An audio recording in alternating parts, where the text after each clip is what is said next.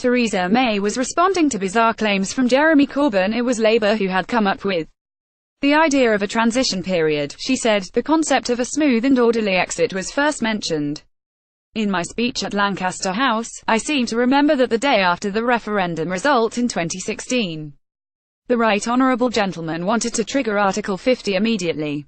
No suggestion of an implementation period then, so there we go. It is this Conservative Party in government that is getting on with delivering the will of the British people. Sky NEWSBrexit news. Theresa May has hit out at Jeremy Corbyn over his Brexit policy. Ms May could be seen laughing when Mr Corbyn had said an implementation period had first been mooted by Labour, while she also attacked his initial call to trigger Article 50 immediately after the referendum.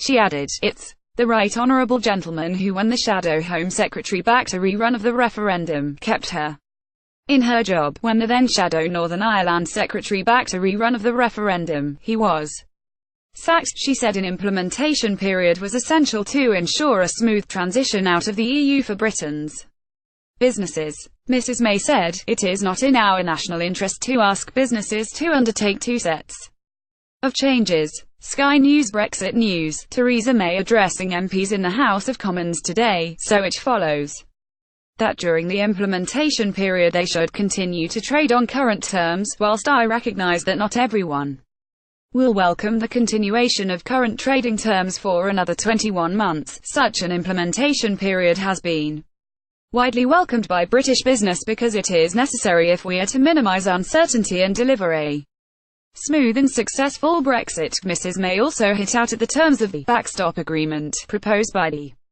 EU for Northern Ireland. She said it risked destroying the UK internal market, and said the conditions proposed by Brussels were not acceptable. The PM said they were not a fair reflection of the joint report, but she praised the progress made regarding Brexit and the approval of the Brexit transition period during her address in Parliament today. Mrs May also acknowledged the joint EU response to the Russia crisis.